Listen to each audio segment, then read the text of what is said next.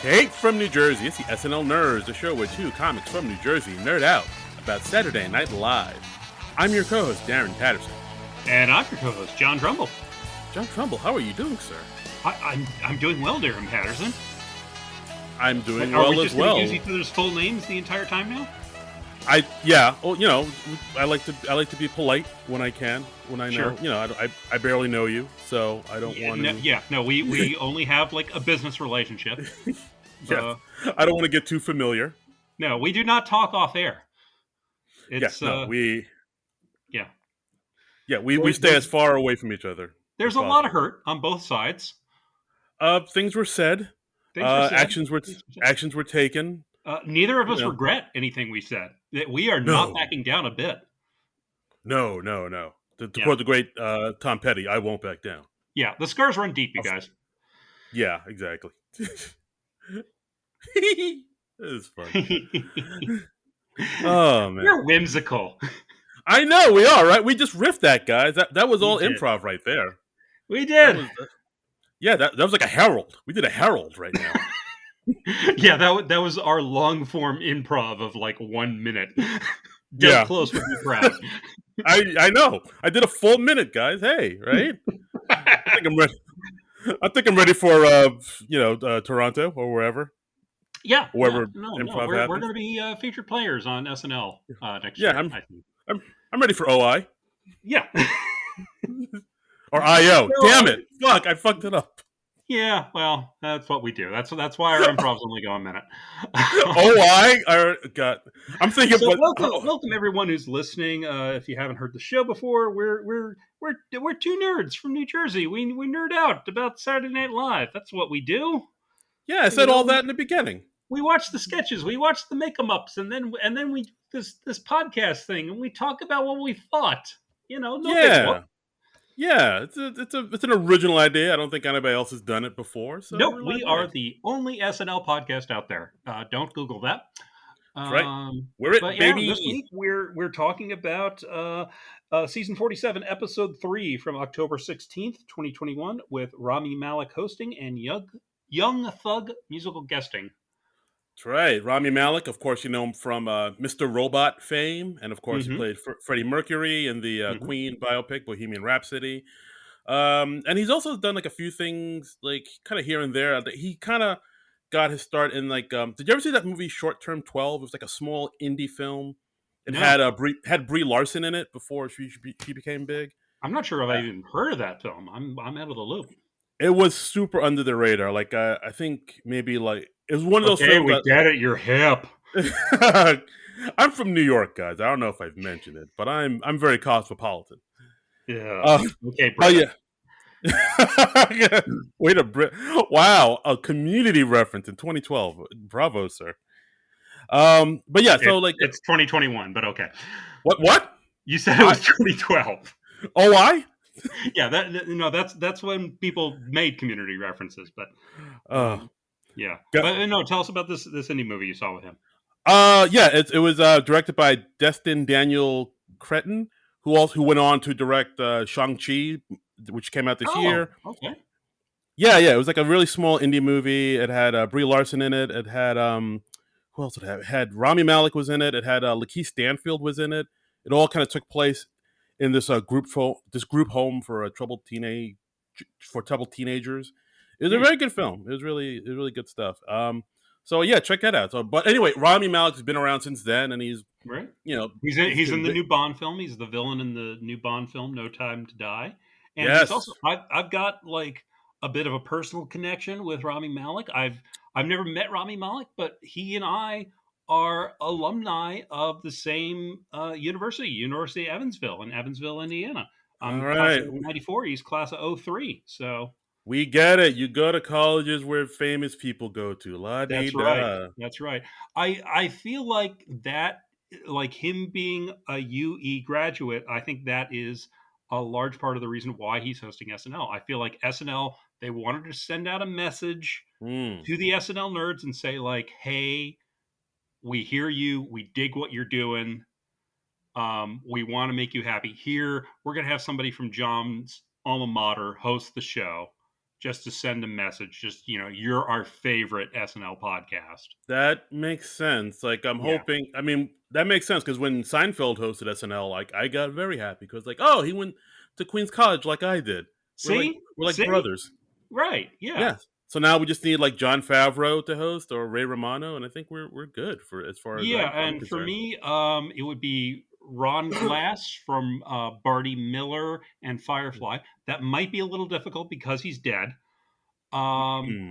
Yeah, that's And another famous alumnus from University of Evansville is Richard Karn, the guy who played the sidekick on Home Improvement, the bearded dude.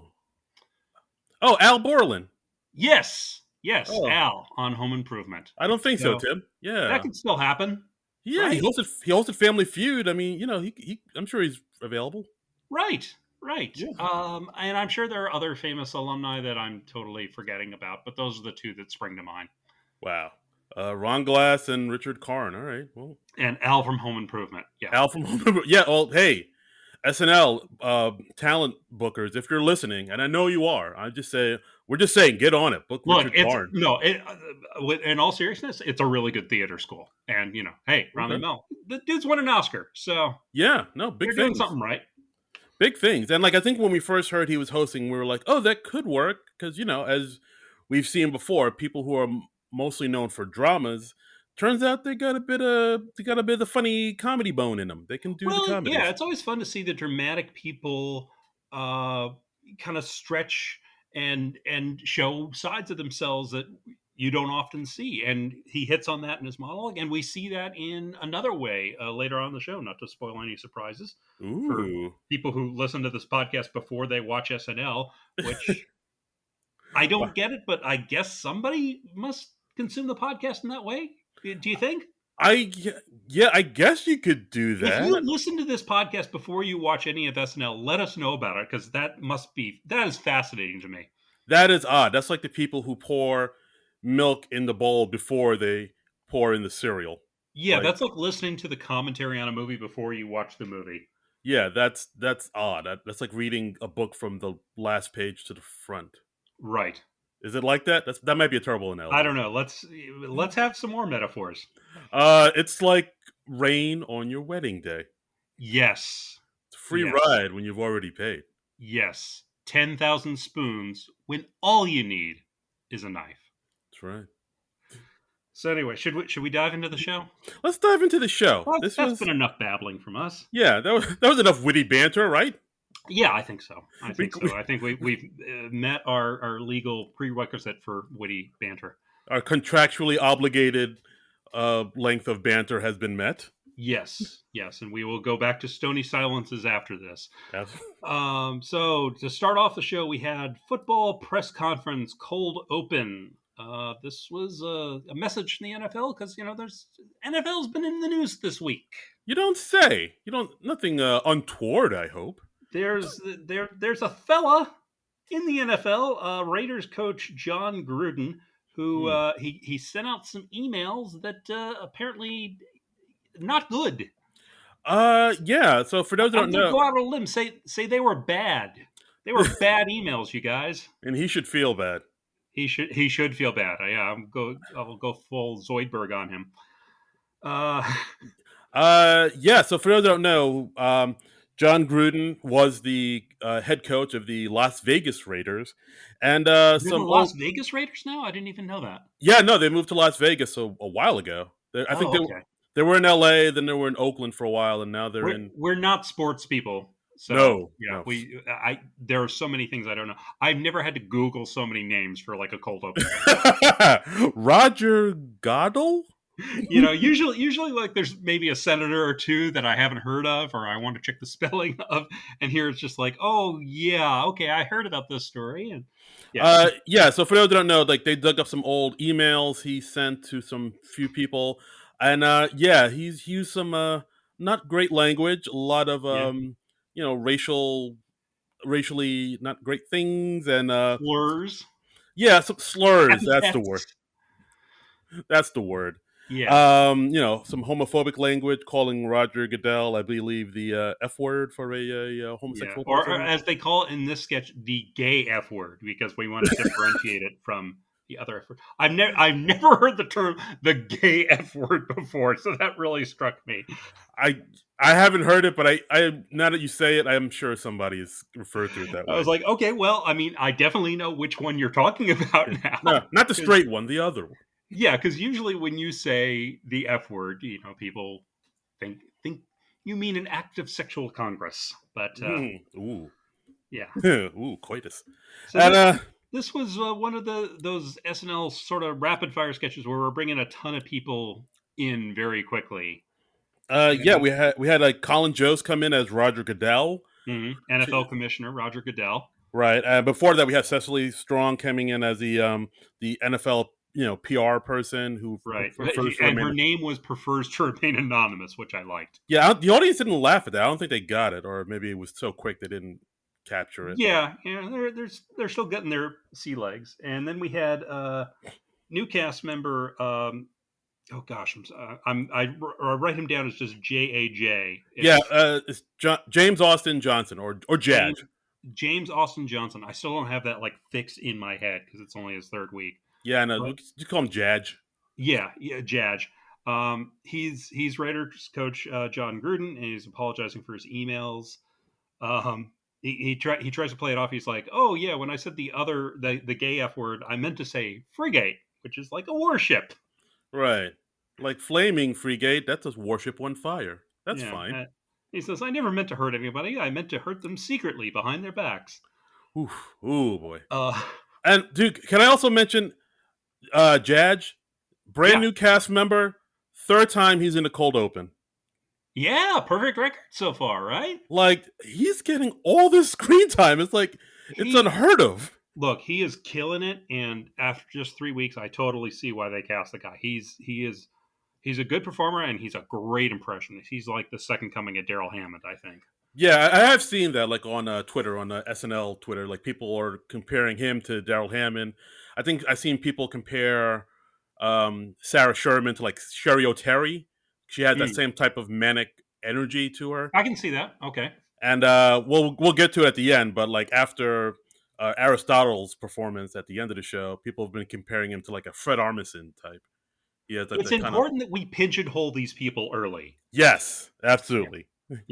Like we can only reference the new cast members in terms of older cast members. Yes, That's yes. We will put you in this box, and you will not leave this box.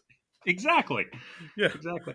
But let's see, who else do we have? We had Alex Moffat as Raiders owner Mark Davis, Pete Davidson as new head coach Larry Rucker, who comes in and immediately resigns because he's like, "Yeah, they're looking at my old tweets, and that's not going to be good for me." He says, "I put the F word in the subject line. I started a text chain called 'Hey, let's rank the races.'" Yeah, that's not good. I do like how perky that the title of that text chain is. So, it's an exciting game we're gonna play. Uh, It's fun for everyone. we had Andrew Dismukes, who was the equipment coach, and then he's told he's the new coach. He resigns immediately, and then we have the new chair of women's relations for the NFL, Heidi, as cheerleader for the Washington football team, who, like the team, has no name. Right. Yeah, and she kind Yeah, of came out saying, "God, all you guys need to lighten up. It's funny. It's yeah, funny."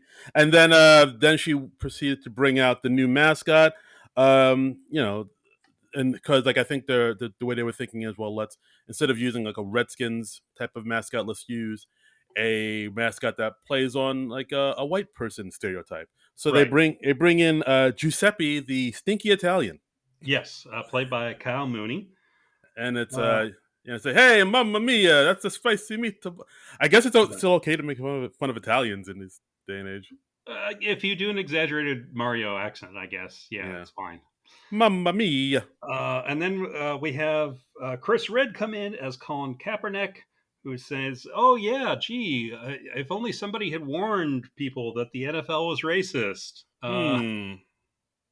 Yeah, I wonder if somebody was trying to tell us that this whole time, but then it somehow Yeah. got twisted that he's anti-cops or something. But Yeah. Yeah. hmm, hmm. And then for a totally random ending, we have Keenan Thompson coming in as new head coach LeVar Burton. Right. I think that's also playing the whole Jeopardy fiasco Right, right, yeah, that because happened. he's like, take that, Mayim Bialik. By the way, Keenan not even attempting an impression of LeVar Burton. He just put on those LeVar Burton glasses from Star Trek, and he was like, "Yeah, I'm Yeah, LeVar." I mean, I'm not sure exactly what those glasses are called. Look like a headband or something like that. it was on the show. It was called his visor. Um, Ah, it was made out of like a woman's oh, what do you call it? Like a hair clip. oh yeah. See, Yeah, so that's what they built the prop out of. I knew John would know. John, Yeah. I knew as soon as I put this out there, I was like, he's gonna Oh slam yeah, dunk this. I'm a Star Trek fan. John's got me on this one. But yeah, I was just like, wow, Keenan is phoning this in. He was like, I'm LeVar Burton, and I talk just like Keenan Thompson. Hey y'all, I'm LeVar Burton. What up? It's like that's not. That's come on. I was just like, oh, it must be nice to have that job security, Keenan. Must be nice. What do we think of this sketch? I thought it was all right. Yeah. I mean, the fact that it wasn't a political cold open, that automatically, I give it points for that. Uh-huh. The whole sort of rapid fire, hey, let's bring in this person, let's bring in this person, let's bring in this person, is that's something that SNL has always done. Yeah. I feel like it's their It way. feels like it's become more of a formula in the last couple of years, though. Yeah, definitely. I feel like it's sort of their way of kind of saying a bunch of different things Mm-hmm. at once, but it kind of, I don't know, after a certain point, it all kind of becomes kind of white noisy, where like they're Yeah. you know what I Yeah. mean? Like they're kind of talking about the mascots, and then they're talking about what Colin Kaepernick. Then they're talking like even Yeah. Joe says Goodell was saying I think at first he didn't want the coach John Gruden to say anything on the mic, and he was begging me, and you all know how I hate to see people kneel. Yeah, Yeah. Yeah. they're kind of touching on a bunch of different things at once, and I don't know if it Yes, was as effective. definitely. I wish, yeah, I wish it'd been a little more of like, oh, here's a new coach, oh, they're resigning. Here's a new coach, they're resigning, and I liked that we got down to like the equipment manager and then the cheerleader, and I wish it would have been a little more of that, and then like LeVar Burton at the end, that's like really random, and it's just like, oh yeah, LeVar Burton's kind of still in the public eye now because of the Jeopardy thing. Yeah, Uh, it's like they're saying a bunch of different things, and then they just kind of bring in Kyle as yeah, the Italian mascot. I was like, that's kind. I don't know. Yeah, I don't know if it that was really weak fits. ending, and I feel like also another reason they're doing these rapid fire sketches, these types of openings, especially in the cold open, is because they like having a big group of people saying live from New York together. Um, yeah, I could see that. It's It feels, I mean, because it used to be like we'd have like just a sketch with like a normal number of people in the sketch, like somewhere between 2 to 5 people, let's say.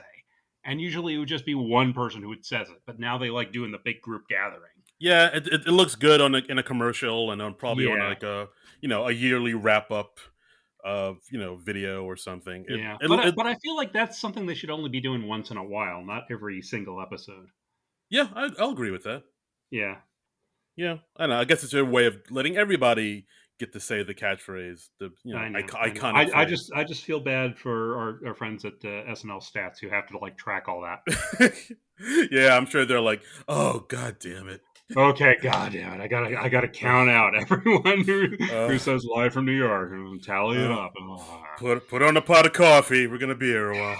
It's gonna be a late night. It's like, honey, it's gonna be late night at the office. I gotta count these. Yeah. Next, we had the monologue with Rami Malek. Comes out. He's wearing a tie and a nice sweater vest. Looks like a nice Mm. substitute teacher or like a handsome Peter Lorre. He does look Uh, like a substitute teacher. That's a good call. yeah, yeah. I just came up with that. It talks about how he usually does dramatic roles, and plays intense characters because he has a resting villain face, and how he sympathizes with villains, like he's Team Scar in The Lion King. He wants he wants that woman to just leave poor Hannibal Lecter alone. Yeah, like I mean, he kind of plays into the fact that yeah, I know what I look like. He Hmm. does have a very distinct look.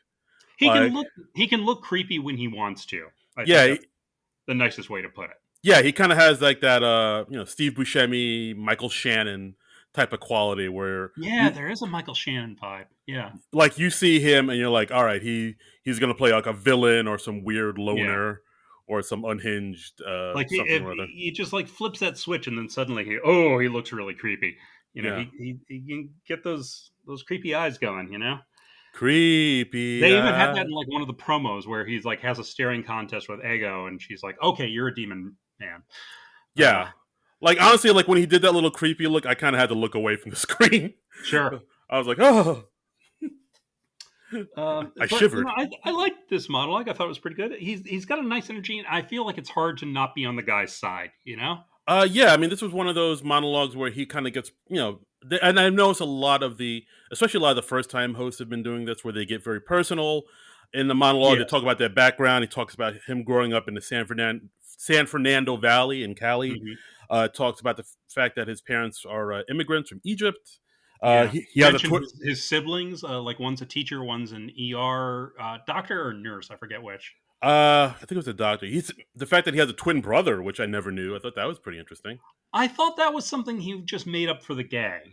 I don't think so. I think he Because actually he has a. said, I have a twin brother, and he'll be swapping places with me in one sketch tonight. You'll never know which one. It's like it could be him right now. No, it's So, me. It's me, Rami. Or is yeah, it? I don't. I got the feeling that he doesn't legit have an identical twin. But Well, now I got to look this up. I thought he is a good uh, actor. He made me think he had a twin brother. let's go to the Google machines and look that up. But I thought it was a pretty good monologue. Yeah, and Uh, I like that he dressed up. yeah, That's nice.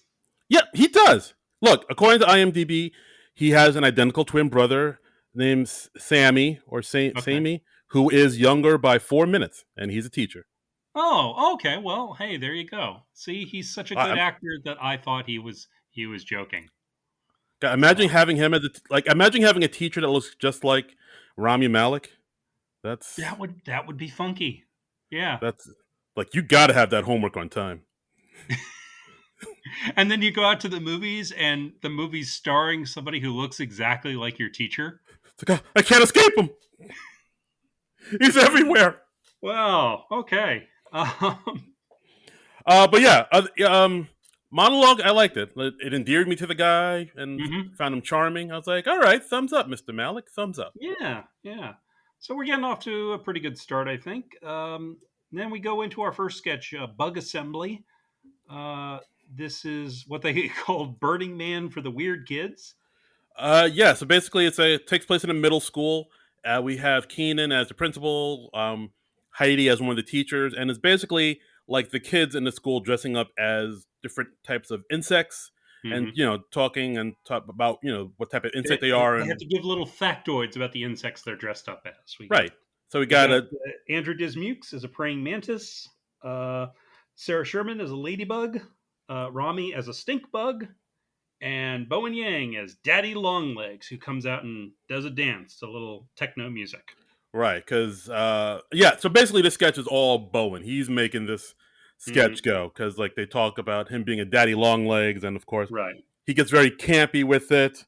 saying, what does daddy long legs like to eat? Boys, boys, boys. And then Right. it just Right. breaks off into like a techno dance move, and the audience goes wild. Yeah. Yeah. I feel like this sketch was basically the fallout from the iceberg bit he did on Update last year, where it's just Hmm. like, let's put Bo in a wacky costume and have him be sassy gay guy. Yeah. I mean, he does tend to go to that quite a bit. Something that'll actually happen later on this episode, which we'll get to. Hmm.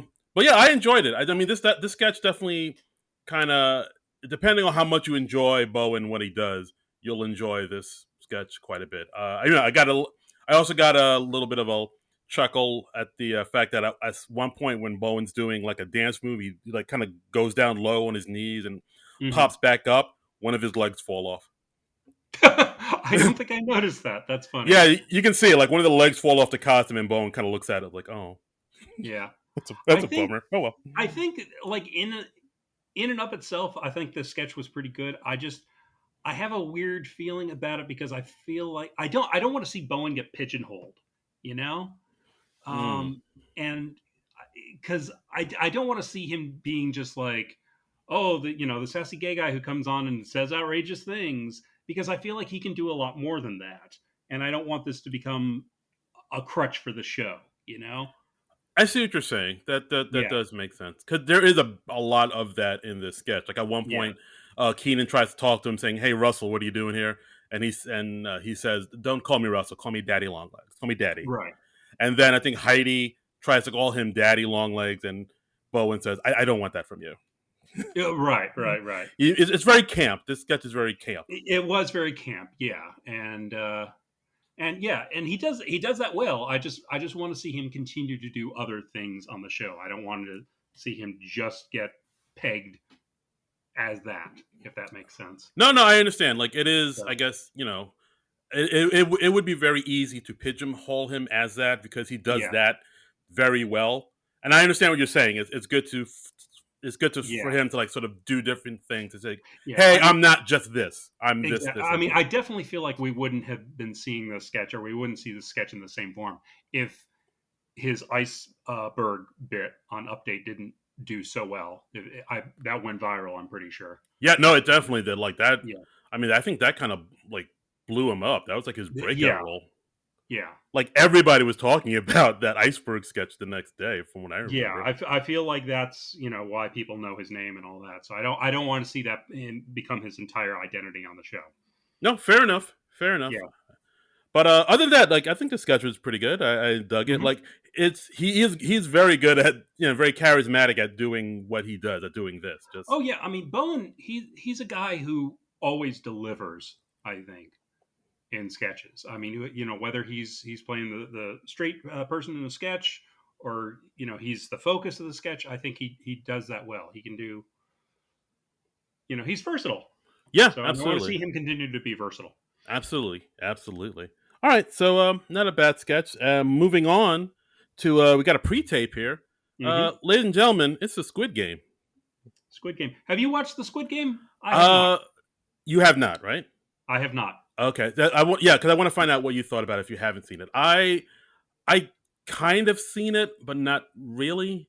Yeah. Let me explain it. All right, so my I haven't seen the whole thing all the way through, but my wife actually she's obsessed with the show. She really loves this show. Okay. She actually got into it weeks before it became a thing. Like she was into it before it was big, and she So loved it. she's a Squid Game hipster.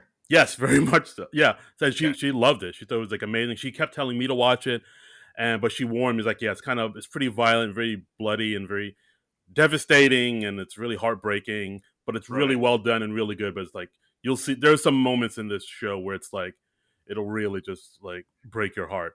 And I was like, It'll wreck you. it will wreck you. Yeah, she's exactly. And I was like, I don't know if I want to see something that'll wreck me. That's a weird thing I'm having now with whenever like there's a new show that's like the show that everybody's talking about, like uh like like Squid Game or Tiger King or Queen's Gambit. I hear a little about it and I'm just like, yeah, that doesn't really sound like something I particularly want to watch. Yeah, And but you feel like you have to watch just to be like in the know, kind of.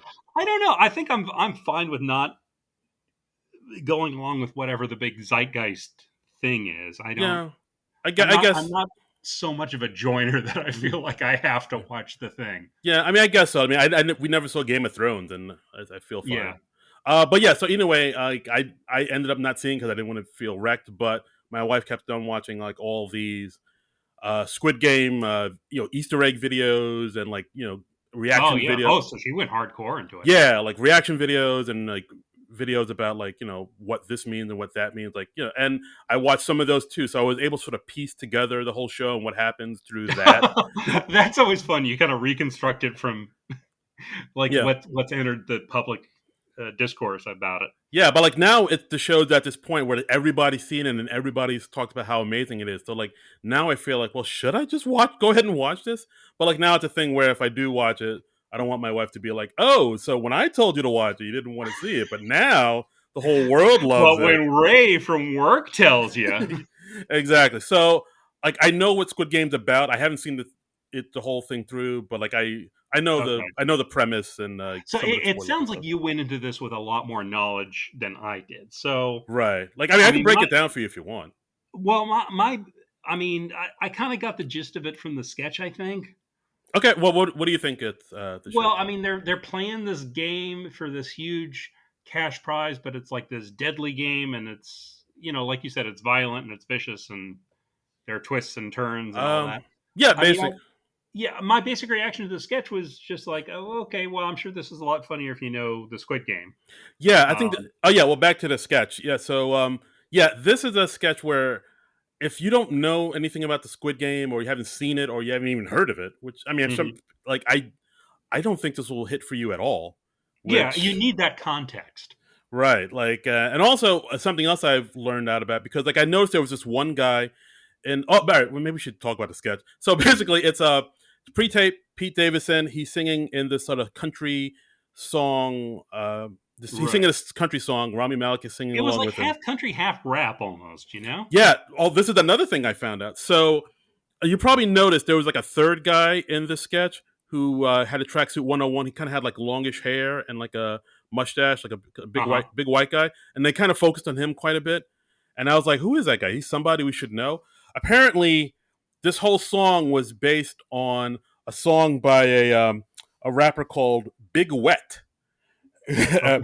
who is a country trap singer, and Wow. Okay. he made this song with another artist, Branches, called "Turn Up on the Weekend." And if you go look it up and you hear it, You're he just says, making this up, aren't you? I swear I'm not. I swear I'm not.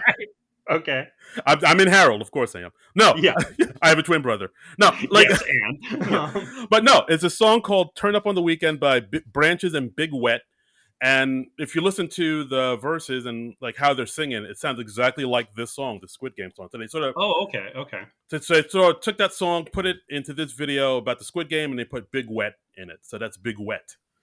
Well, that's something that Pete seems to do in a lot of his, rap pre-tapes, where he's kind of like riffing on a current song, like when he did Tucci Game, or when he did the song about the NFTs to the tune of "Without Me" by Eminem. Eminem. Yeah, I guess that's his thing. Like whatever song is in his Spotify that he's listening to a Yeah. lot. This is what Pete's listening to this week. Like, oh, we should do a song about this Fleetwood Mac joint. Pete should just drop a playlist every week. If you look at Pete Davidson's playlist, you'd be like, all right, that's going to be a sketch. That's going to be a sketch. Right, right, right. And but yeah, so basically, like, if you haven't seen Squid Game, because like basically in this sketch, it just basically kind of tells what happens in Squid Game verbatim, pretty Right. much. Well, I'm imagining I'm assuming that the twist of him, he like wins the squid. Pete's character wins the Squid Game, and then he takes all the money he won and he bets it all on the Jets. So he loses it all and he has to play the Squid Game again. I'm assuming that was not a thing that was in the show. No, they did not mention this Korean drama. Does not mention the Jets, the New York Jets, in any way Right, at right. all. But Well, that's the other thing I know about the Squid Game is I've seen like a few inspirational memes of like, well, this person came up with a Squid Game 10 years ago when they were destitute and working as a grocery clerk or whatever, and now it's the biggest show ever, and so don't give up on your dreams. yeah, and I've also seen people Yeah. sort of take the Unless other. unless unless it's you because your dreams are stupid, and Yes, of course, yeah. everybody knows Well, that. don't strive for better, people. Yeah, no, don't. But I've also seen people take that, and take it the other way. It was like, no, this makes me, more depressed than ever. It's like he had this great idea, but like the industry just wasn't hearing it because maybe it wasn't trending at the time or Right, right, yeah. whatever. Because the So system isn't geared to recognize new original material. right, and then he had to like sell his laptop or something in order to make ends meet. So you got to like, Oh, right. Yes, yes, I heard that. I remember seeing that. yeah, so you got to do all these things just to make ends meet. and it just by chance, this one thing just happened to work out. Like that doesn't make me feel hopeful at all. I have to like look. Life is arbitrary. Squid So Game. yeah. But yeah, like I guess maybe I don't know. I guess everybody the takeaway from this sketch was like, go watch Squid Game in order to understand the Should I sketch. watch it? I don't know. Do I want to appreciate this sketch more than I did? Not particularly. Yeah, I mean, from what I've heard, a lot of people say it's a really good, TV show. It's a good allegory for capitalism, the have and the Uh-huh. have-nots, and there's a lot of like symbolism about it's a lot of people are also saying it's basically a battle royale if you've seen that. Mm-hmm. I mean, it's a I don't know. You really need to see Squid Game in order to understand this sketch. And even when you do see Squid Game, the sketch is like okay. It's not great. Okay. So yeah, I think we were both kind of okay on this one. Yeah, it's like all right. The catchy Yeah. song, I'll give it that, but Sure. nothing too great. Next we had this was kind of a weird one. This was Prince auditions. This was the premise of this is Jordan Peele. Chris Red is Jordan Peele. He's directing a new Prince biopic, and it got off to a weird start because like they literally say, "What do you think, Jordan Peele?" What do you think, Jordan Peele, director of the film Get Out and Us? And I was just like, really? You don't have a more organic way to introduce that he's playing Jordan Peele? Because who outside of us starting this episode of the podcast uses both your first and last name when addressing somebody? Yeah, I'm pretty sure that's a sign of a psychopath. Yes, exactly. But they can't settle between the final two candidates for their Prince biopic movie, so they bring in the last two actors, Keenan and Rami, and they decide to have them have a Prince off, which is just Prince reacting to various things while they play that little riff from his song Kiss. Yeah. Yeah. So it's like basically like, all right, you're Prince and you stepped on a Lego and it's ow. Yeah. And then or you're Prince and you just got shot. Ow. You're Prince and you just premature ejaculated. Yeah. Like that was one they did. They're running through all these very specific scenarios, but they are always using that riff from Kiss.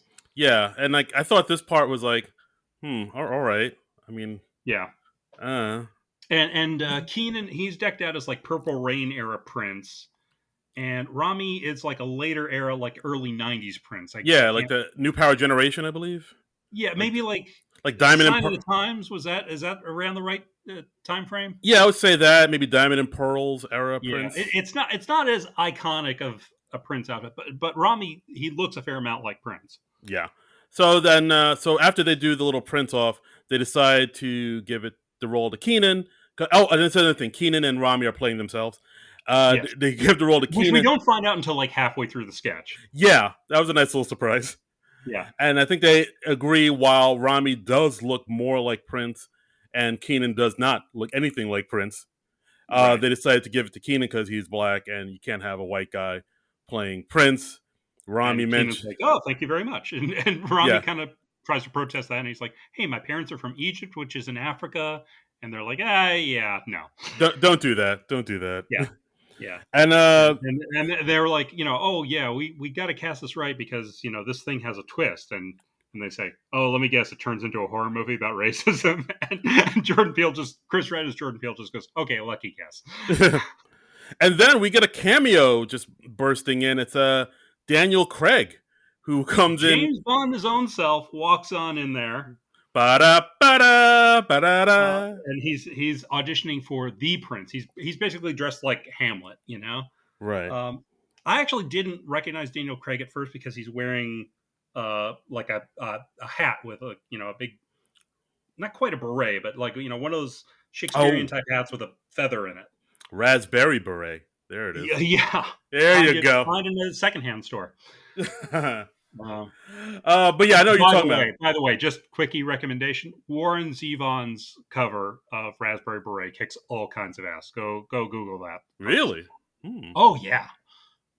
All right, done. He did that with 3 members of REM as a backing band. Ooh, Yeah. I've not heard of this. All right. Yes. They called themselves the Hindu love gods. Okay. Right. All right. Okay. All right. Just I'll a little thing when you're on the YouTubes. go. All right.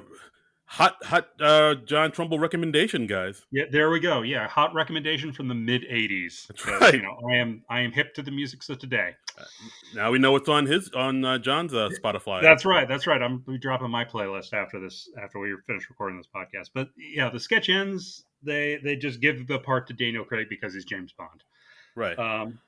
Um, Yeah. This. I don't know. It seems like they were writing the sketch as it was going. It seems like, you know what I mean. It feels like it's yeah, I can kind of see that. It was very random. yeah. It's a very random sketch. Like it's like the first. I mean, all right. So the whole idea of a Prince audition. All right, that's a fine enough premise. But then they had the little Yeah. Prince off. And that was just them kind of riffing on the Kiss thing. And that's We have Jordan Peele in there for some reason because I guess they were like, well, who would be directing the Prince biopic? Oh, it's Jordan Peele. yeah. And so then they kind of took a kind of like a shot at Jordan Peele and Right. his movies, and then it kind of became about like a race thing, and then Right. Daniel Craig just burst in at the end of it. I did like the randomness of Daniel Craig's cameo. I think it's cool because apparently, like, he and Rami Malek really hit it off when they were shooting the Bond movie together. And I love that, like, because Daniel Craig is done with James Bond, we're just seeing Daniel Craig being goofy now. Yeah, I mean, I think we're starting to see him be goofy. Like in Knives Out, Yeah. he wasn't goofy in Knives Out, but goofy. Yeah, but he a more whimsical side. But I think we're really seeing it on like this James Bond press tour. I've watched like a few interviews with him. He's much looser. He's much funnier, and he's got like a nice dry wit. Yeah, And like I just like Daniel Craig just does not give an F anymore. he's like whatever, it's over. Like after the press tour of Spectre, he was like, "Oh, I'd rather crush this glass and slash my wrist than do another Bond film." And now he's just like, "Hey, I'm done. Let's party. Let's have some fun, man." Let's go crazy. Who's got the vermouth? Let's go nuts. Yeah, Yeah. And I'm just really digging that. Yeah, like I have noticed I think he is sort of getting more into the comedic side of things. Like, I didn't see that movie, Logan Lucky, the one, the Soderbergh film, but he did that with Adam Driver. Yeah. Yeah, the Steven Soderbergh film, where Right. I hear he's pretty funny in that, and yeah, Knives Out, he's pretty funny. Like, I think we're going to see the more comedic side of Daniel Craig in the coming years.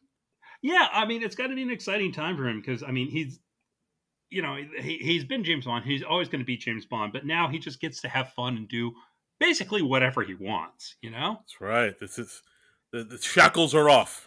Yeah, exactly. I think like the James Bond actors, I think they're even like legally prohibited from wearing like tuxedos in other movies because Really? they don't want them to play on the James Bond image too much.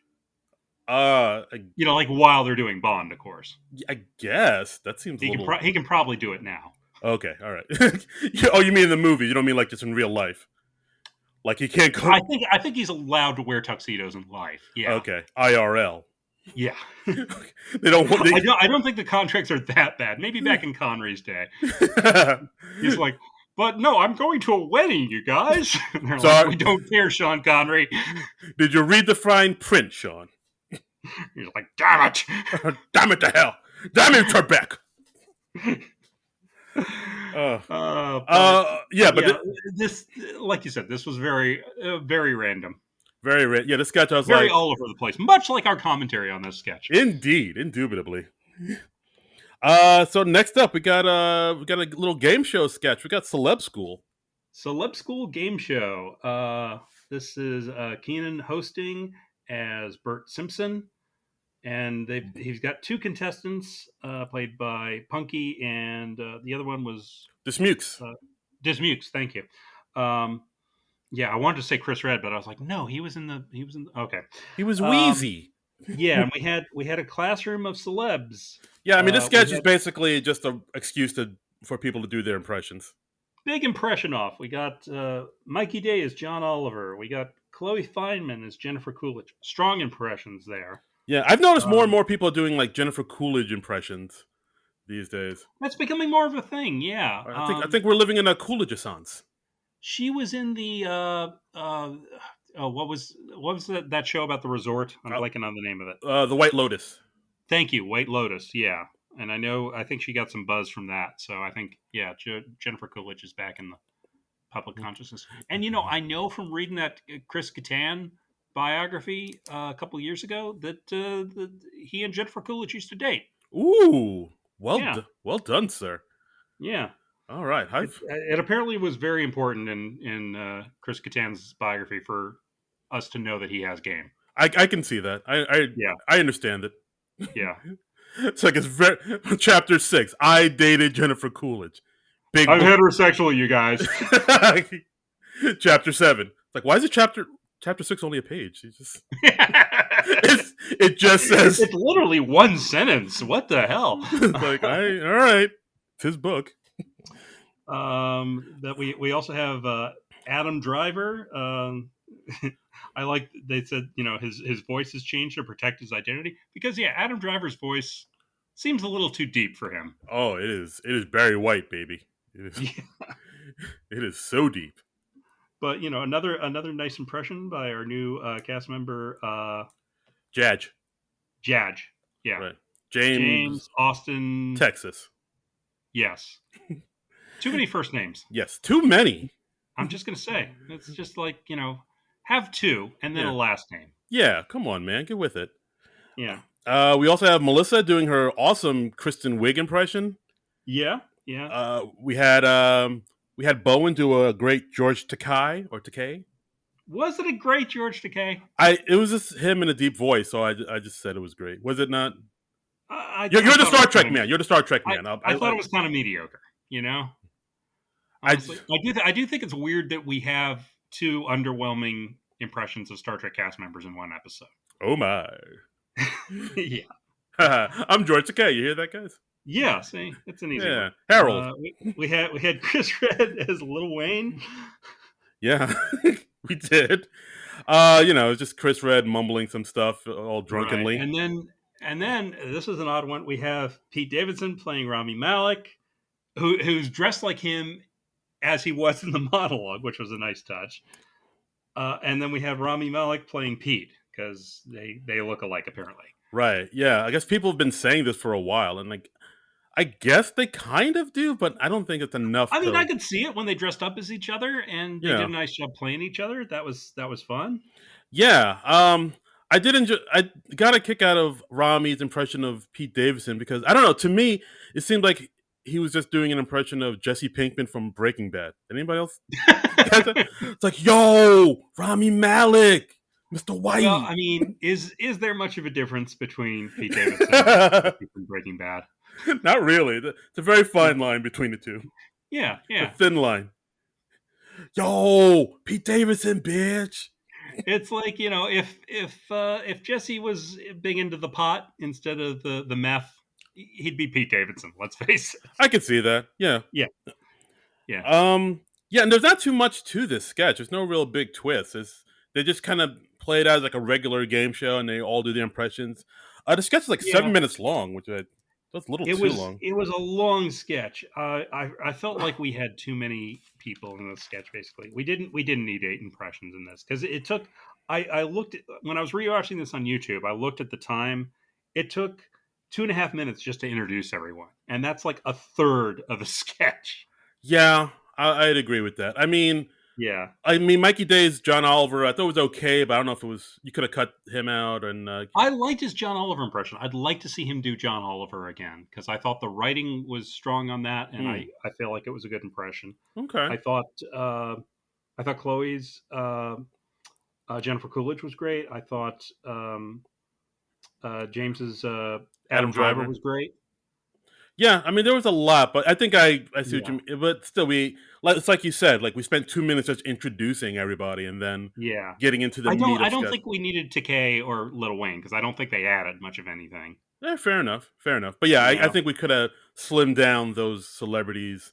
Yeah, the Kristen Wiig, the impression was fine, but it was just kind of out of nowhere. Not much reason to be there. Yeah, it's a good impression. I mean, I just thought that all putting everybody in the sketch just made it very muddled and random. Yeah, no, fair enough. And yeah, the fact that like I didn't even notice it was. I felt it was a little too long, but I didn't know it was 7 minutes long. I was like, oh, they should have chopped this down a bit.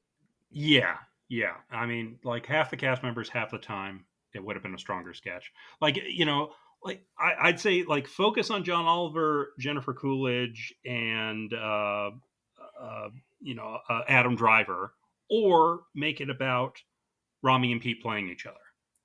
You don't need both things. Yeah, I thought there would be more to that, them playing each other, like maybe Yeah. them breaking the fourth wall and being like, "Hey, man, what are you doing? I don't talk like that." Or Hmm. so I thought something would have happened there, but it never really did. Yeah, I mean, just because we're doing so many different characters, you don't really get to develop it too much. So, yeah. Uh, but yeah, I thought the sketch was okay. But yeah, it should have been shortened up a bit. Its reach kind of exceeded its grasp, I think. Yeah, I'd agree with that. All Okay. right, next we have our musical guest for the week, Young Thug. His first number was called TikTok. I saw some people on YouTube talking. They were saying like, "Oh, this is censored." So I guess the actual song is more explicit. Oh, is it? I mean, I is it guess. longer? Did they censor it so much that it's only a 2 minute song? I don't know. I mean, I thought this number rocked, but it was way too short. It was less than 2 minutes, so Yeah, it's over before I knew it. it's like a So I was Ramones like, song. yeah, exactly. One, I two, three, was four. like, 1, 2, 3, 4. yeah, like he started, and I was like, "Oh, this is cool. I'm digging this." And then, literally before I knew it, I hardly had time to write that on my phone, and then it just, oh, it's over. Okay, Yeah, no, I'm the same way. Like I wrote down, oh, Young Thug. Oh, that's on the drums. That's Travis Barker from Blink 182. right. By the time I wrote that down and looked up, the song was over. I was like, the what? Yeah, it's crazy fast. It's good. I liked it. I rewatched it. It's good stuff. I just would have liked a little more. Yeah, it's like a comedian who gives his time back to the room after a set. Exactly. Exactly. It's like, well, that's all I got. Have a good night, everybody. Yeah. Uh, And well, and the That'd second, be funny if a musical guest just thought, "Okay, I'm gonna give my time back to the show. Thank you. Tip your waitresses." follow me on Twitter. Thanks, guys. And his second number was called "More Than Anything." Yes, and he did this song. Oh, I thought it was called "Love You More." Well, I saw it listed as "More Than Anything" on YouTube, but I saw it listed as "Love You More" on the Entertainment Weekly breakdown. So Oh, I don't know what to think. somebody's wrong. I'm here. assuming the show got it right, so I'm assuming it's called "More Than Anything," but who knows? So you hear that at Timmy Weekly? You done fucked up. Well, he's doing like a live blogging thing, so Yeah, there is speaking. yeah, I know. Hey, Andy, how's it going? Hi, Andy. Just We have a love you. little fun. And yeah, he did this song "Love You More" with a rapper named Gunna and Nate Ruiz from the band Fun. Remember Fun? Yeah. Was Nate Ruiz the guest vocalist, or was it Gunna? I think it was. Well, Gunna was the dude in the pink laying on the piano, Okay, and then Nate Ruiz was the other dude next to him, singing the vocal. blonde guy. Yeah, the white guy. Okay, because I was like, all right, there's this white blonde guy guest vocalist, and I'm almost certain that guy is not Young Thug. Yeah, exactly. Because Young Thug, if I remember correctly from those fewer than 2 minutes I saw, black guy. I'm not a betting man, but I don't think that's Young Thug. I didn't really get a good fix on his face, but I'm pretty certain black dude. Oh boy. Yeah. So that was Nate Ruiz from the band Fun. Yeah, this song was okay. I thought both songs were all right, and then I feel like the first one was stronger, but yeah, but I liked them both. yeah, not bad. So far, not a bad first half of the show, I'd say. Yeah, thumbs up. Next we have the weekend update with let me see, Colin Jost and Michael Che. Oh, not familiar with them. No, Okay. no. Hope he's good. Yeah. And what we talked. I think the first thing that really got me, like Che had a nice joke. There's a report about coronavirus causing infertility, and Che just goes, "See, it's not all bad." That's a good one. Yeah, Che had some good zingers. He had that joke about Joe Biden being 22 minutes late to most events he's attending, and what makes it even worse is that he's doing it to appeal to black voters. Thank you for that joke that I cannot repeat. There was that, and Che also had a really good joke.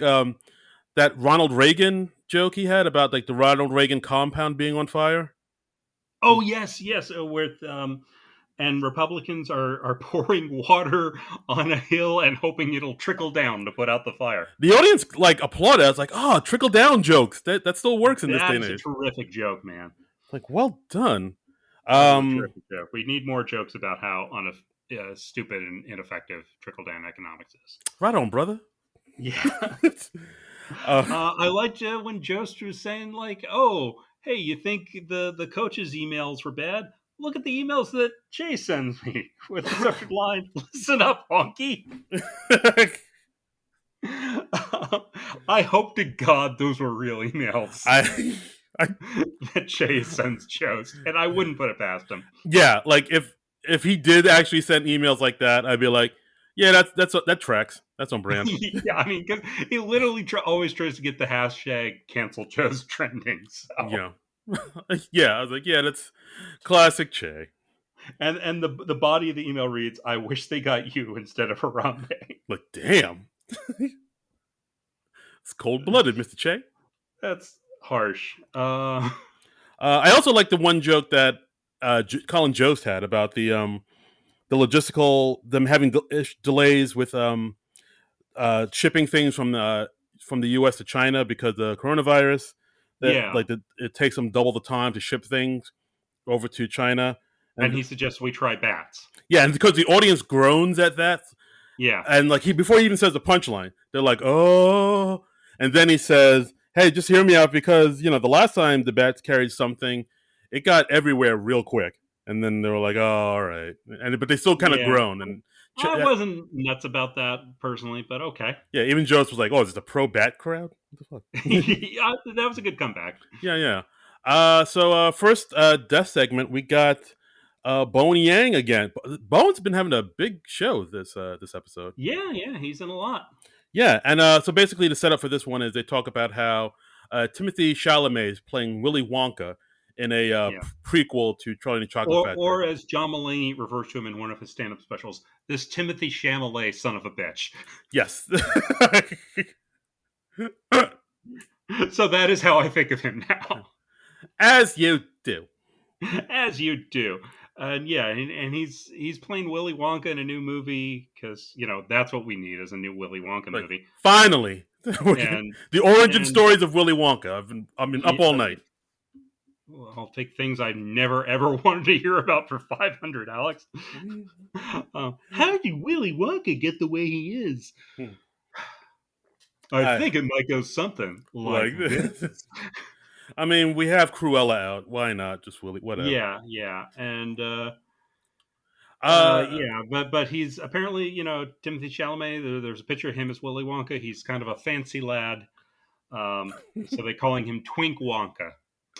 Right, and then they say here to comment on this is a proud gay Oompa Loompa, and they wheel out Bowen dressed as an Oompa Loompa, and then two things kind of happen here where. Yeah. Bowen, as the Oompa Loompa, he was prepared to talk about the working conditions at the Wonka factory, but because he's introduced by Colin as a proud gay Oompa Loompa, like he has to say, "Hey, everybody doesn't know I'm gay. You just outed me."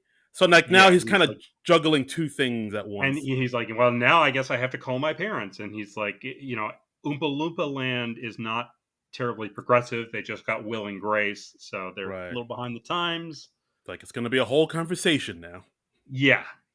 I liked his line about like when he starts ranting about Willy Wonka and working for Willy Wonka. I liked the line about we have to rehearse the little song and dance we do when a child dies. I like that.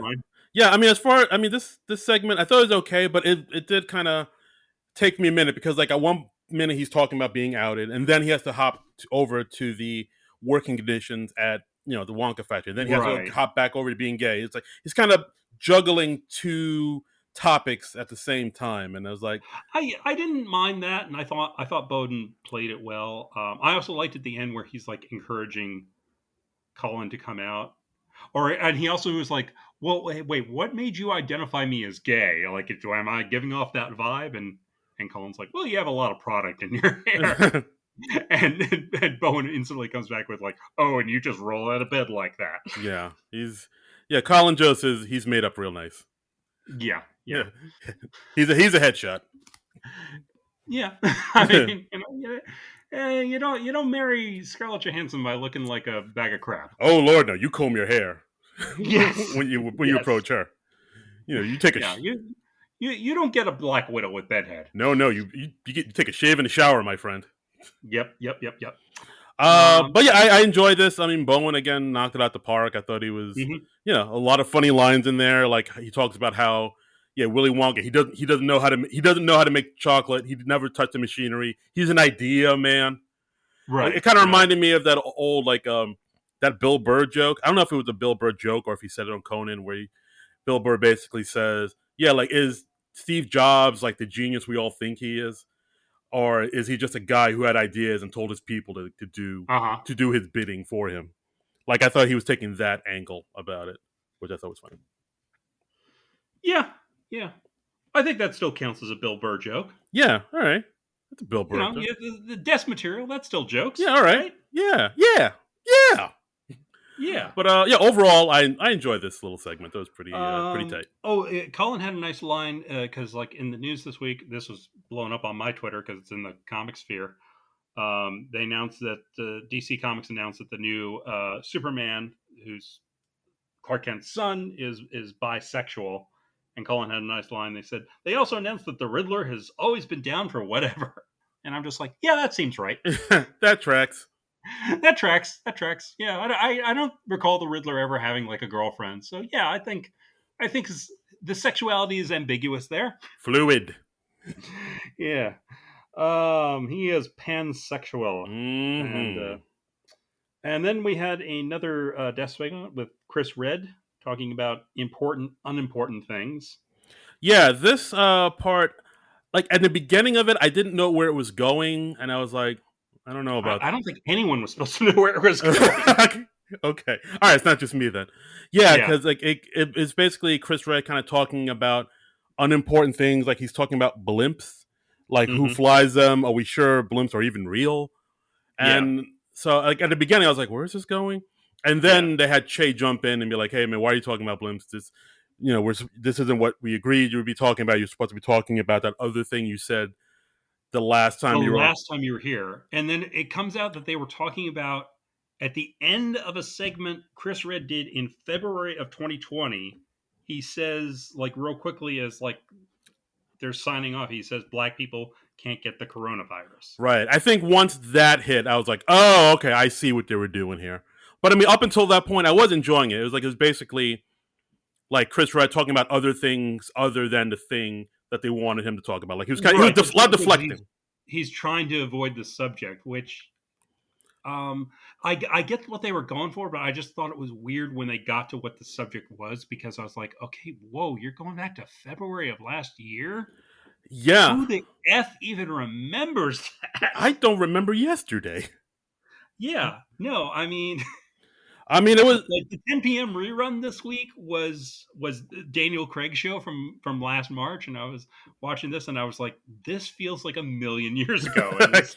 So February of last year, that feels like 1,000,001 years ago. Yeah, absolutely. Yeah, but I mean, Like, I did like Chris Red's kind of his non uh-huh. sequiturs, bringing up other things like talking about Superman's son being bisexual and saying, "Hey, why would I care about that? Why would I?" He's a fictional character. This isn't worth Right, getting worked up about. Like, why would I care about a stencil, dog?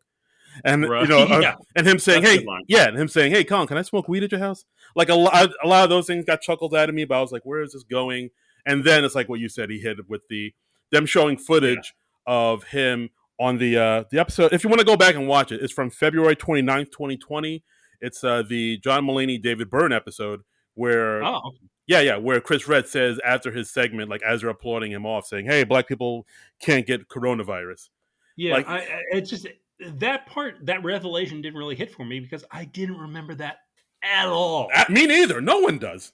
I mean, I'll remember if they come on Weekend Update to address something controversial, like when Pete Davidson made a crack about Dan Crenshaw, who wears an eye patch, and he was like, "Oh, he looks like the hitman in a porn movie," and like Dan Crenshaw came on and he was like, because like he lost his eye during his military service, and it was, "Oh, you're belittling my service," and this was before everyone knew what a fucking scumbag Dan Crenshaw is.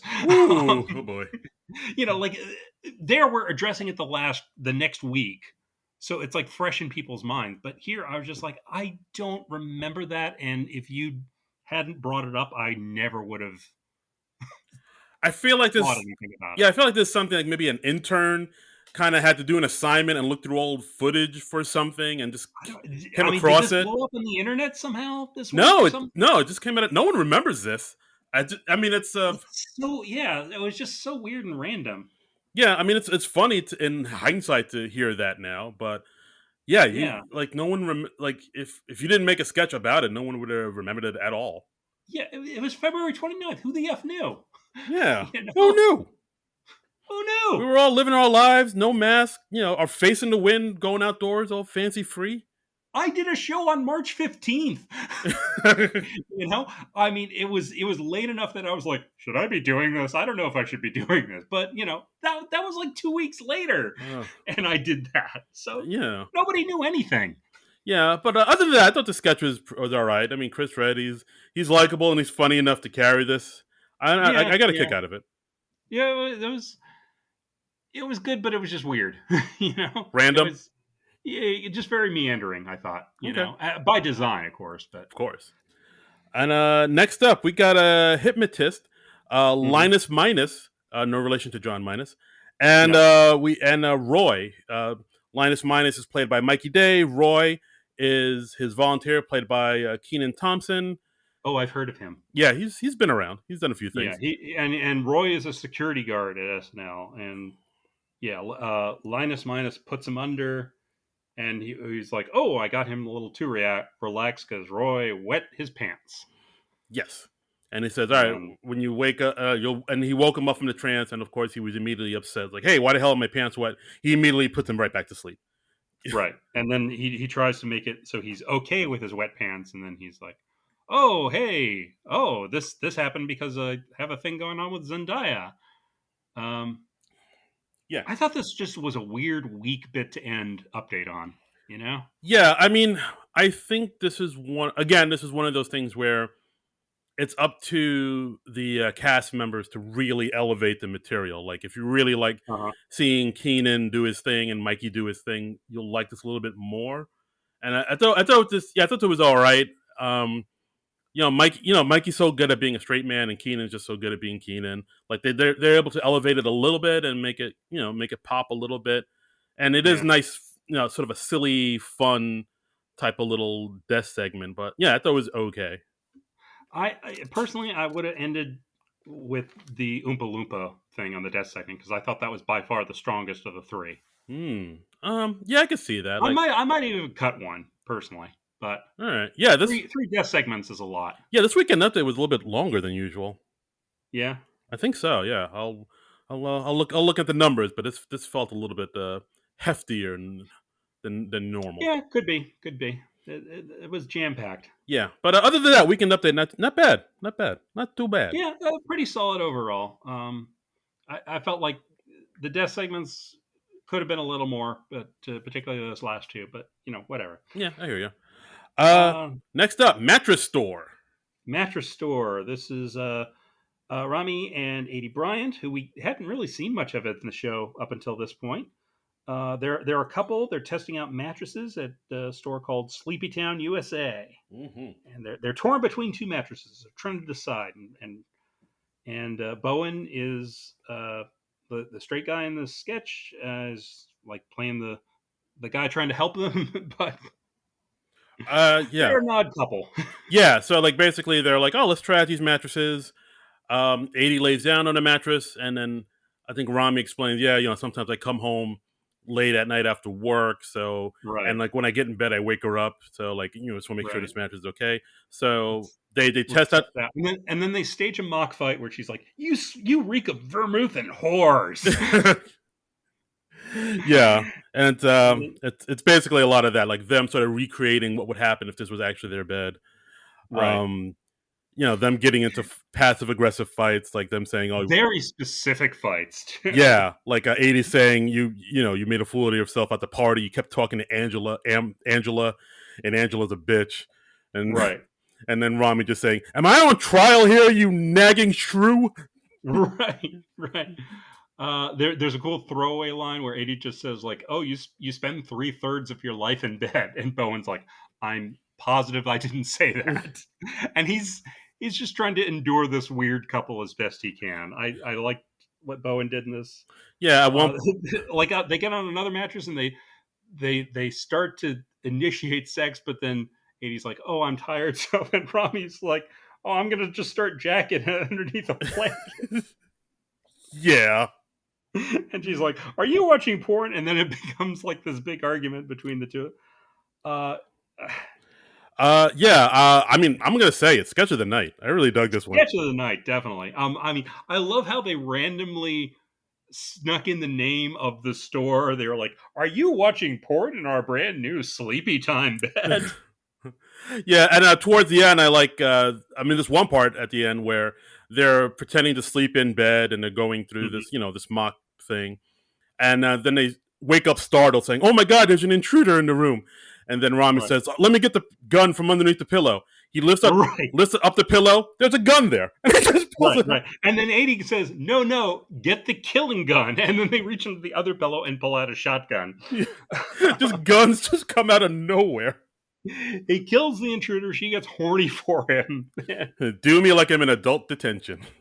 Right, right. Which is the name of the porn he was watching before. See, it all comes back. It's a rich tapestry. That's right. It's Uh, and then Rami gets shot by the intruder. yeah.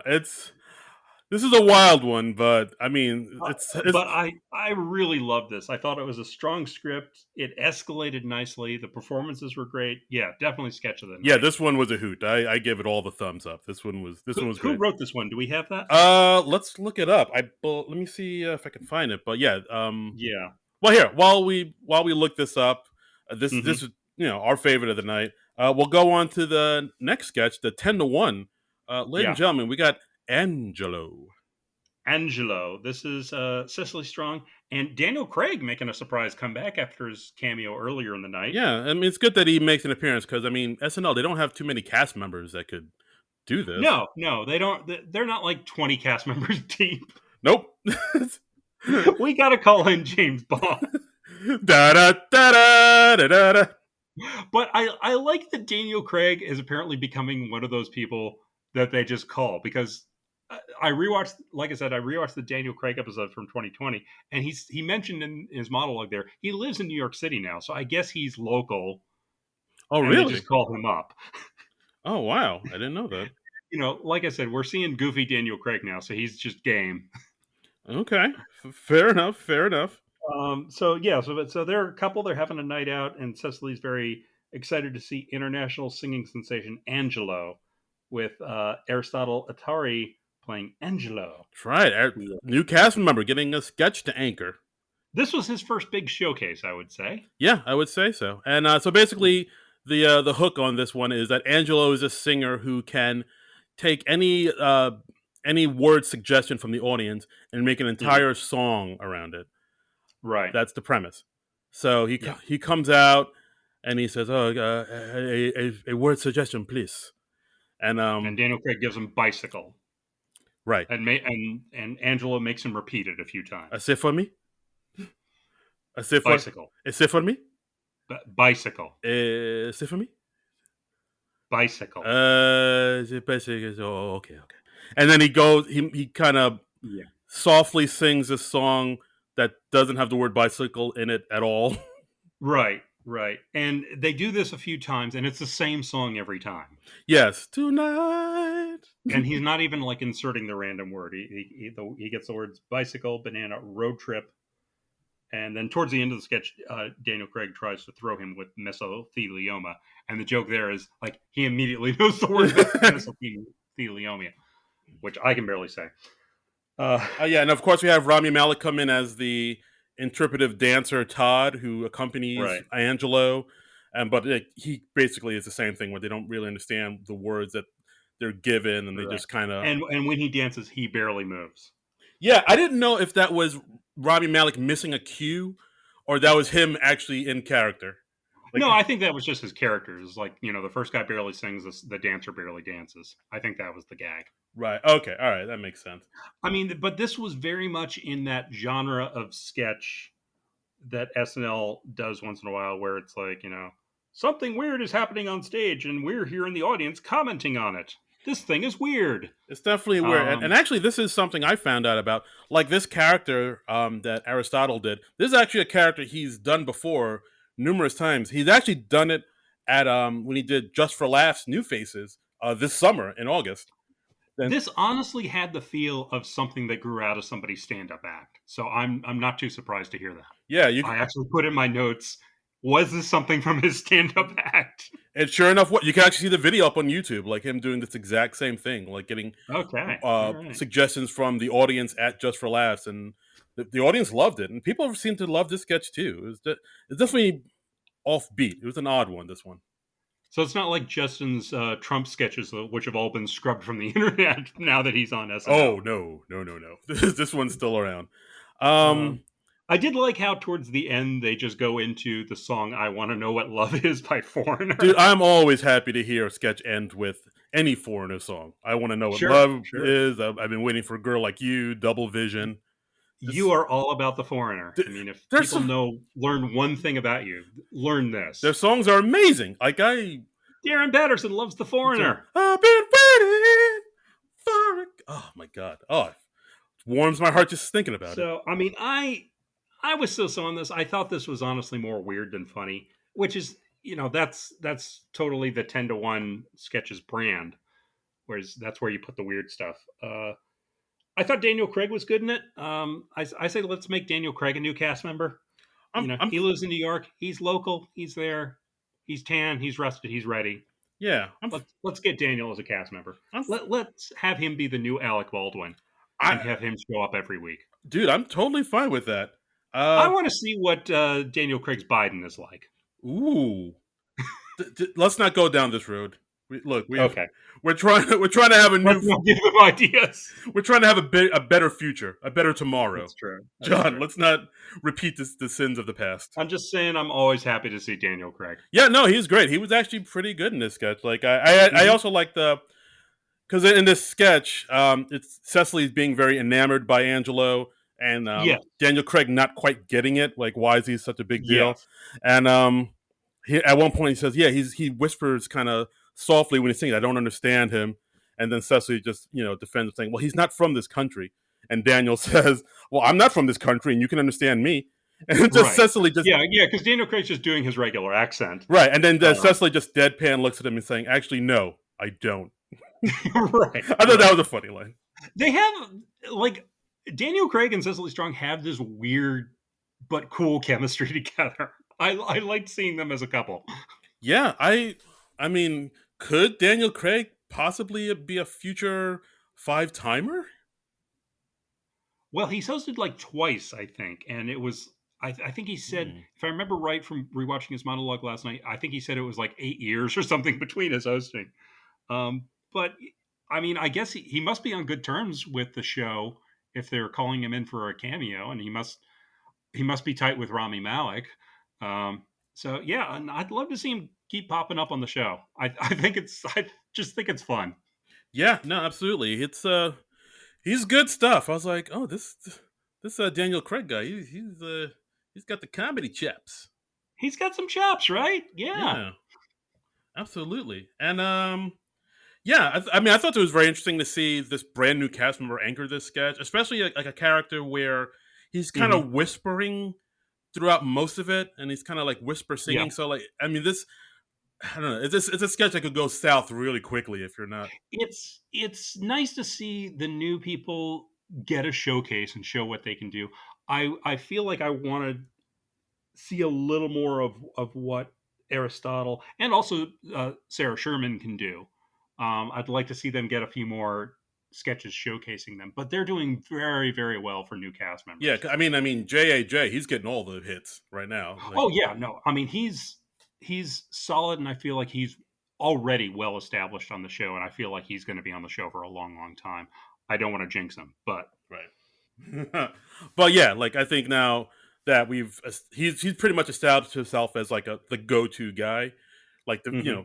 so now I think we need to like focus on, like I said, Sarah and Aristotle and see what they can do. Yeah, yeah, but I'm glad that they're not just like playing waiters and waitresses in No, sketches. absolutely. I mean, there's a little of that, but like they're also getting decent roles, and like Punky seems to be getting on the show a bit more too. So Yeah, absolutely. Everything's coming up roses. yeah, yeah, And definitely a better show than last week, I think. oh, absolutely. Better show than last week. Maybe better than the Owen Wilson show. Yeah, probably. I don't think so. Yeah, I mean the first half I thought was okay, but I think the second half was a little bit stronger. Hmm. I mean Bowen was just all some strong performances by him all Yeah, throughout. Mattress Store. I think Mattress Store. Mattress Store. Did we find the writer for Mattress Store? I'm still. I no. I'm trying to figure Okay. out how can we find this out through the Well, I know computer. there's a Reddit thread. We should have gotten that up before we started recording, but Son of I a thought you had that. Let me see. no. Well, I mean, if you can get it up now, I'll banter and babble for a bit. Well, let me see. Let me see. We got You know. who wrote what sketch, season 46. Here we go. Oh, here we go. All right, I'm going on there. It's dated October 2nd. October 2nd. That's in the past. Yeah, I know. All I right. know. All This is right. the thing I found. Yeah, we don't have it up on the Reddit sketch, so they are unknown writers. I do know that the Aristotle sketch with Angelo. I know that was written by Streeter Seidel with the Please Don't Destroy guys. Oh, yes. Please don't destroy, guys. So, Oh wait. and speaking of the Please Don't Destroy guys, we had some Cut for Time Cut for sketches. time sketches.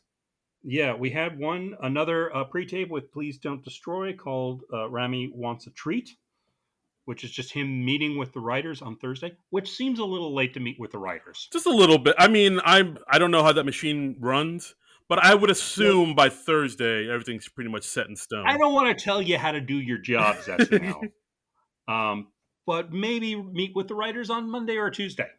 Yeah, You know, Thursday you should probably be building sets, I'm just saying, just getting those praying mantis costumes ready. exactly that. You gotta do what you gotta do.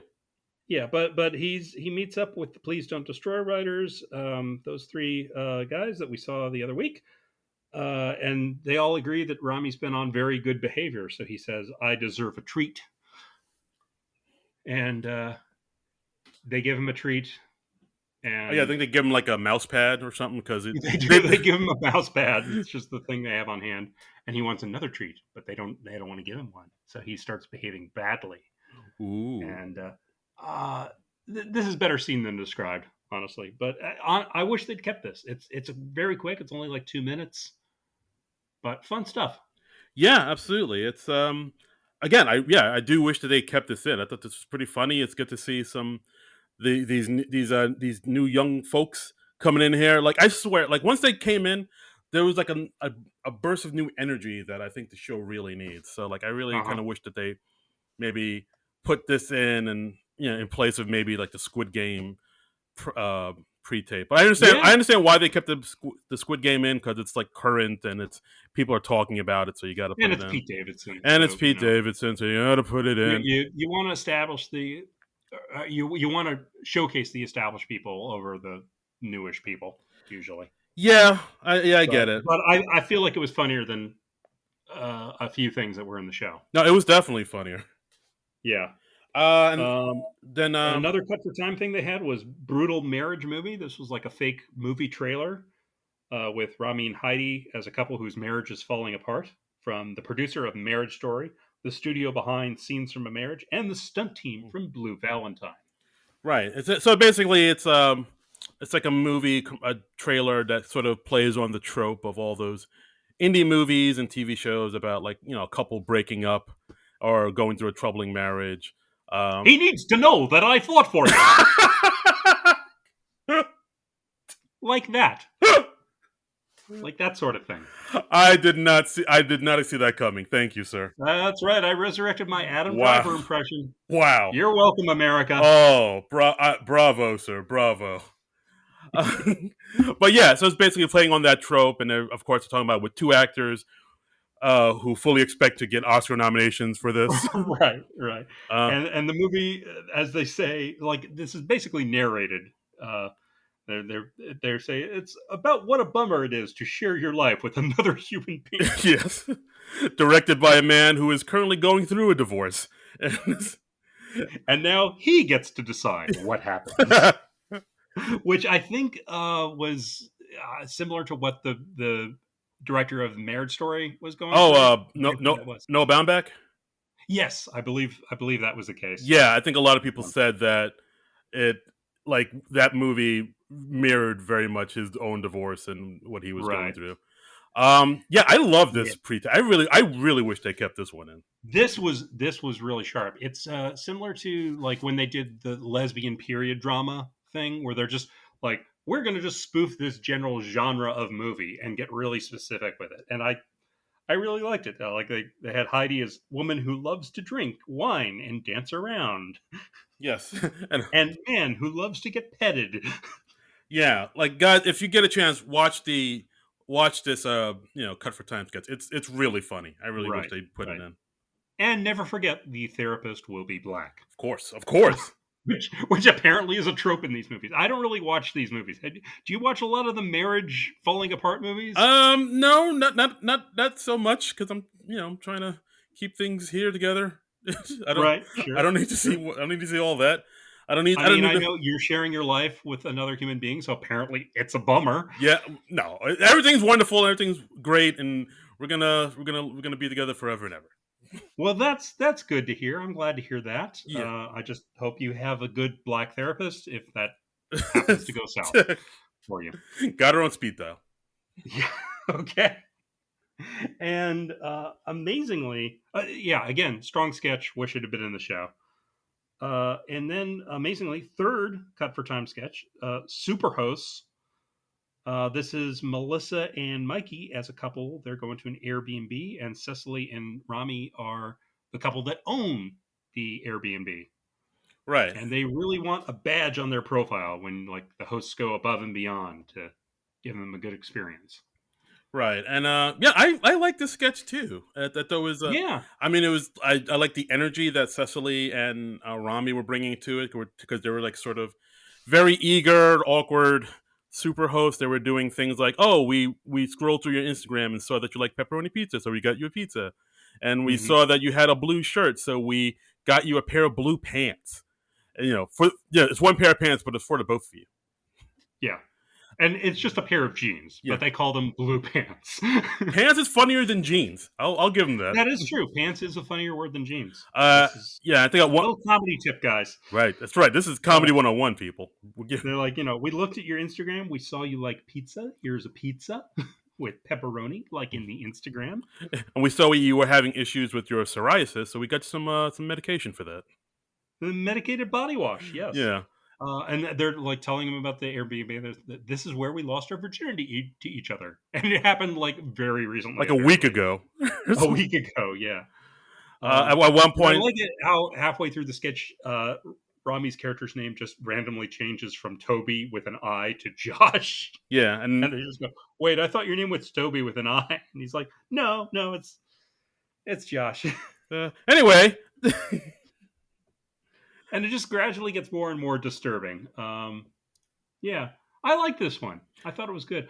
I could have maybe used a little polishing between dress and air, but I feel like I feel like it was in good shape. yeah. Again, this is another sketch I wish they put on. Like, it seems like it's a sketch that was funnier than what they aired, but the stuff that aired had to air because it was more topical or more current which you Yeah, know. or maybe they just considered it a better mix of the cast members. Or I mean, there's so many factors that go into the making the show. You know. Yeah, that's true. But yeah, this is another. I think all three of these sketches I would have loved if they would have made it to the show. 'Cause think they would. Yeah, I think they would have made the show a lot better, to be honest. yeah. I would feel I'm positive about this show in general, but I would have been more positive if these three sketches had been in the show. Agreed. So yeah, And yeah. But overall, a pretty solid show. I feel like SNL's got their groove back. Um, yeah, absolutely. there's a cute thing in the Good Nights where we see Rami Malek just like jump into Daniel Craig's arms. And unfortunately, the director cut away like right after that happened. And by the time they cut back, he was out of Daniel Craig's arms. But it looked like a really cute moment. Yeah. Oh, it's very sweet. It's like Yeah, they like those two seem to have really bonded. you guys are in love. Oh my There god. was a cute story where, like, apparently during a writing session for the movie, they cracked some tough moment in the movie, and Daniel Craig like hugged and I think kissed Rami Malek, and Rami was like, "Wait, does this make me a Bond girl?" Because he's been kissed by James Bond, Da da da. and Daniel Craig was like, "Yes, yes, it does." Oh, nice. Oh my.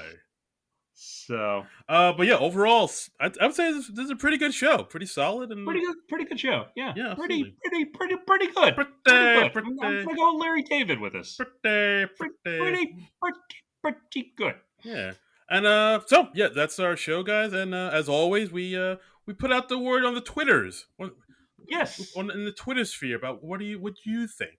What did you think? What did you think? Uh, What did you think? And we got some responses. We got some of those responsaroonies. yeah, we got from our good friend Mikey with two E's. Mm-hmm. He said, a step up from the last show, thankfully. Cold open went a bit long. Monologue was good, though. Highlights for me were the mattress sketch. Game Agreed. show had some decent takes, in particular Melissa's wig, and JAJ's Adam Driver and Weekend Update, great as usual. Wish Rami could have been used more. And that's Melissa's Kristen wig, not the wig What? she was wearing as Yes, Kristen of wig. course. Yes. Yeah. Exactly. Actually, I thought the hairstyle, maybe it's like accurate to what Kristen Wiig's hair is like now, but she didn't look terribly identifiable as Kristen Wiig with that hair, you know? Yeah, it I think a Kristen Wiig is having longer hair, even if she doesn't have longer hair in life, because I don't know what her hairstyle is right now. yeah, I think with Kristen Wiig, her hair, it's one of those things where her hairstyles kind of changes from Yeah. from time to time, so you can't really lock her down with one hairstyle. She doesn't have like, yeah, the one identifiable look, Right. because No one. she's a comedian, That's right. and she's a chameleon. Yeah. No one puts Kristen Wiig in a corner. She, yeah, she comes in colors everywhere. Oh. She's like a rainbow. Da da da da da da da. Da, da, da, I forget how the rest of the song goes. Yeah. We got a tweet from our buddy John Minus, no relation to Linus Minus, saying the Rami Pete Freaky Friday sketch was amazing. Yeah, I'll give you that. I'm glad you like it. I would have liked more if it focused on that thing or focused on the other thing. I feel like it needed to pick a lane. Agreed. Our good friend Manette Maradi saying the fact that they aren't relying on JAJ's Biden for all the cold opens so far is refreshing. After years of Trump content, I'd rather the cold open be a story I'm vaguely aware of rather than being a headline that was on CNN for an hour before. Yeah. And I couldn't agree more. Like, I'd rather... I mean, yeah, things aren't as frantic now that we don't have, like, the insane person in the White House. Right. And, like, I feel like for a while we were doing that, where he did something insane, we have to make it the cold open, even if we don't have anything really to say about it. Because yeah, if we don't do that this week, there will be 6 more insane things by next week, and it's just too much to cover. I mean, don't get me wrong, the world is still a dumpster fire. Yeah, but it's all the pits, but it's a somewhat slower paced dumpster fire. Yeah, exactly. It's like it's moving at a slower, more easier, breezier pace, right? Than the rocket train of garbage that we were on before. And lastly, we have Boardman Gets Paid, who says, So apparently, I need to listen to you guys' opinions before I watch the show because I like it all. LOL. And yeah, to which we'd say yes. Yeah, just trust in our opinions. Don't trust in your own. Yeah, what do you know? That's weird. Your own opinions will only lead you to the wrong ones. Yeah, no, just let us tell you what to think. That's right. Exactly. Just leave your thoughts in our capable hands. Mm-hmm. Yeah, leave the driving to That's us. right. Exactly. You get it. I forget what car rental place had that slogan, Uh, but one of them did. yeah. Budget? I don't know. Sure, let's say Let's budget. say budget. Avis? I don't know. Yeah, it was also Avis Okay. and Enterprise and other car rental places that I can't think of the names of right now. Enterprise. Hertz. Hertz is a good one. Uh, That's a funny word Dollar. because it Yeah. ends with a Uh, TZ. yeah. Hertz. uh, And it's really funny if its first name is Dick. yeah, you get it. Dick Hertz. Yeah, comedy. Humor. Oh my god, it's like a cold open we're writing right here. So next week, that's a show we're looking forward to because SNL alum Jason Sudeikis with musical guest Brandy Carlisle. This is for all the marbles. This one is the hopes are high. This is a big one, people. This is a big one. Like I mean, Sudeikis. He's SNL alum. He knows how that machine is run. Yep. He's comfortable as all hell, just getting in there and doing what he's got to do. Brandy Carlisle. I've heard some of her music. It's very good. I actually enjoy it. It's like a kind of a folksy rock, kind of country type of thing. Very kind of a very hard rock type of thing. I dig it. Okay. Cool. I think Cool. I think this is going to be good. I think this is going to be a good one. Do we think she's going to be like naked behind a guitar, like Casey Musgraves was? Good. Which apparently neither one of us noticed. Yeah, I don't know how I missed that. Like that. Well, she was lit like in a very funky way, so yeah, you didn't. The flesh tones weren't like jumping out at you. Yeah, I really thought, I guess she's wearing like a khaki top or something. All right. Yeah. Whatever. I just think it's hilarious. It was just like naked woman behind a guitar. Both of us were like, whatever. Whatever. I'm going to get a drink.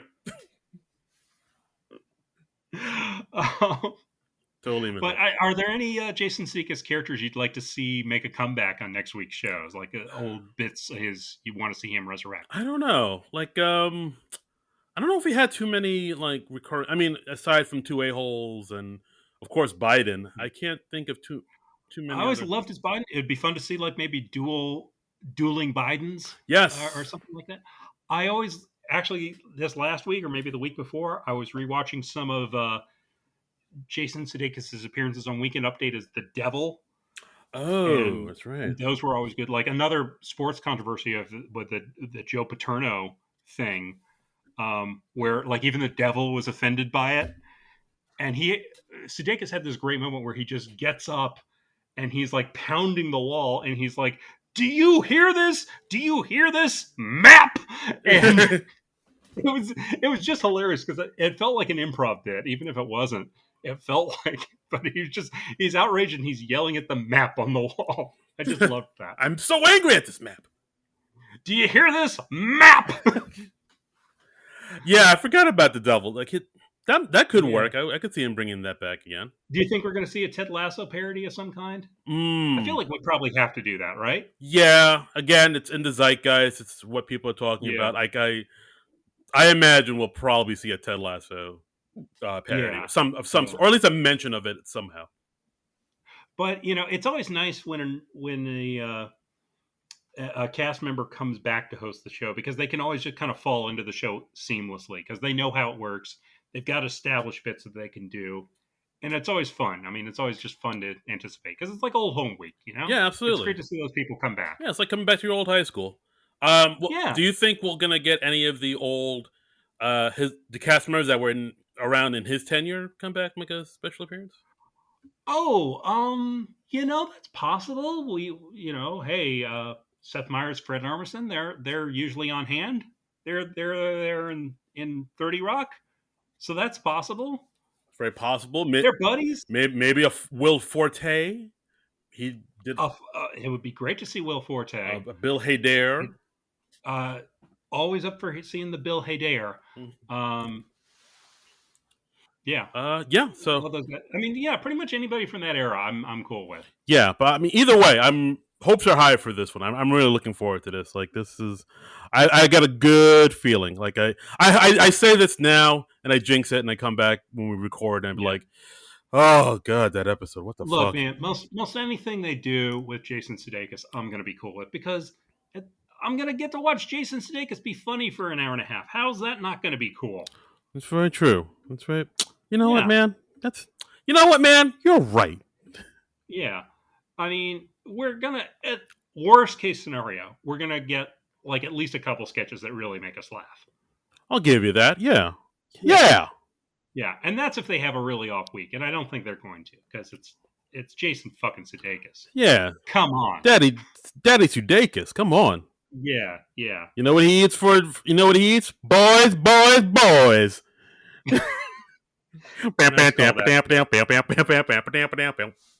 So I think that's about it for us this week. Yeah. Right? Do we have anything else? No, that's it. That's our episode, guys. Thanks for listening as always. Please rate, review, subscribe, spread the word. Follow us on the Twitters at SNL Nerds Show. You could donate to our Patreon at Non-Productive.com. Go on our Patreon page. Throw us some bones, some shekels, some moolah, some cash, some of that sweet cheddar, so we can keep the lights on here. We're gonna and if you become a Patreon, we'll send a little extra content your way, so some content that only you can access. That's right. You'll be, maybe a little capsule review when we talk about what we really think of the episode. I'm putting a pinky up to my mouth like Dr. Evil. $1 billion. And give us a review on the Apple Podcast. We haven't gotten one of those in a while. We always like to read those on the show. And give us a follow on Twitter at SNL Nerds Show. We're still trying to build up the follower count. Yeah. We're the mishap. Yeah, we're getting the blip. Yeah, we're after the blip. Yeah. We're getting there. I think we're over 200, and we're at like 225. I checked it this morning, so gradually getting up there. Yeah, gradually getting up there. Thanks, guys. You can also follow our individual pages. I'm at Trumbull Comic, TRUMBULL, and the word comic. And I'm on Twitter and Instagram at Darren Credible. That's DARIN Credible. Right. So there. So that's it for this week. We'll see you next week with Jason Sudeikis and Brandy Carlisle. But until then, nerds out. This has been a non-productive media presentation. Executive producer Frank Hablawi. This program and many others like it on the Non-Productive Network is distributed under a Creative Commons Attribution Non-Commercial No Derivatives license. Please share it, but ask before trying to change it or sell it. For more information, visit non-productive.com.